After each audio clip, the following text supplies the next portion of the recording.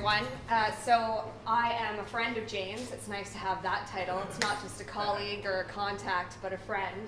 So thank you, James. I am Canadian.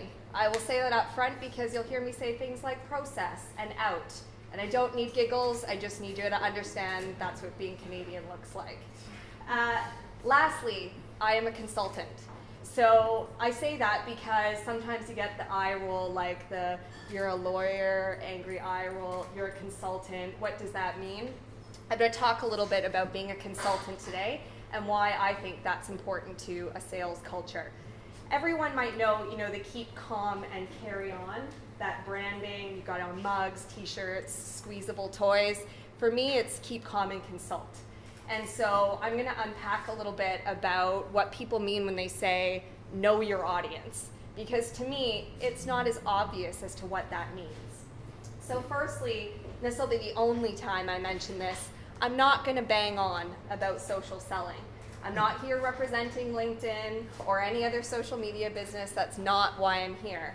But I will say, if you don't know what the person looks like that you are going to meet, you don't even know if they're still in the role that you thought you were meeting them in, you're already at a disadvantage. So to me, first things first, knowing your audience means do a little bit of research.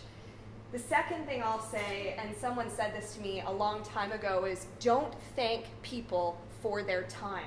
That puts you at a disadvantage on the scale of you're more important than I am. You're both taking time out of your day. And so for me, that opens up a discussion of the power and attitude matrix. Does anyone know that matrix?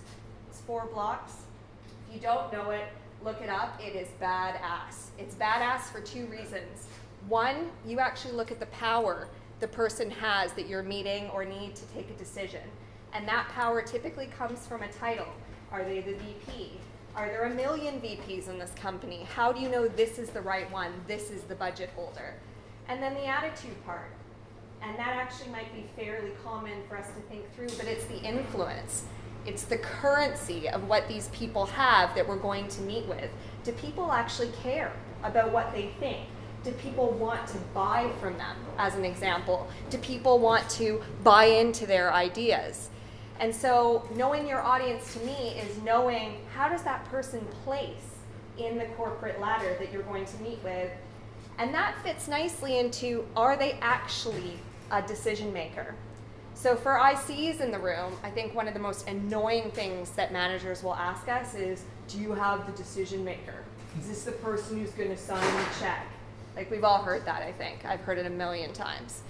And it's hard to answer that because sometimes it's a large group of people that are the decision-making group. Sometimes it's not just one individual. And so I like to rely on 2 consultancy frameworks, which you may or may not know. One is RAPID.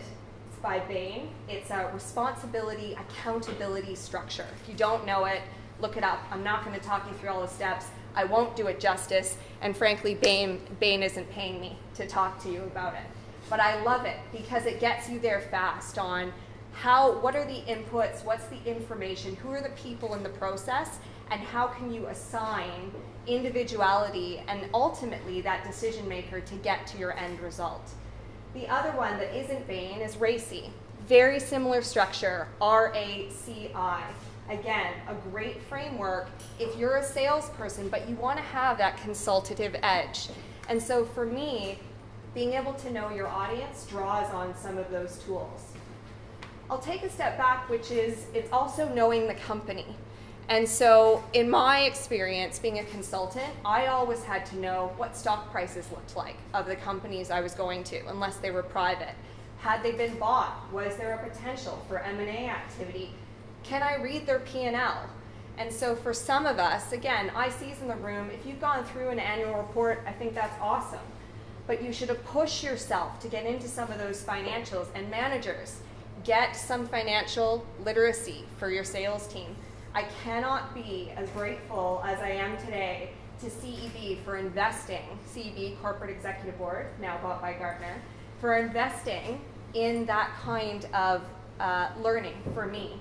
Because that helped me get to the crux of, could this company be bought, and does this mean that this widget that I'm selling no longer applies to this business? And so I'll tap into financial literacy, all this to say there are great frameworks there that you can work with. And then finally, and looking at James, and he's not making the symbols yet, the last thing I would say is know your toolbox.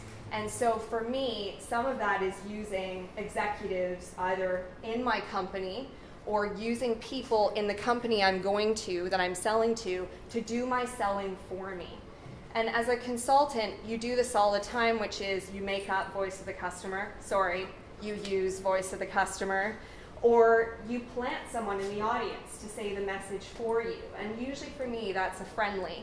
Someone I can go to and say, this is what I'm going to try and sell in this conversation. What are your reactions? The nice thing about this is you get the immediate angriness or frustration out of the people that are going to challenge you in the room. And then the flip side is if you have people in your company, executives you can rely on, it's just another voice. It's not this asinine voice for the entire hour, 30 minutes. It's using other people's ability to change up that pace in the conversation. So with that, I respectfully ask you to keep calm and consult. If you have any questions around any of the frameworks, I'll be around later on.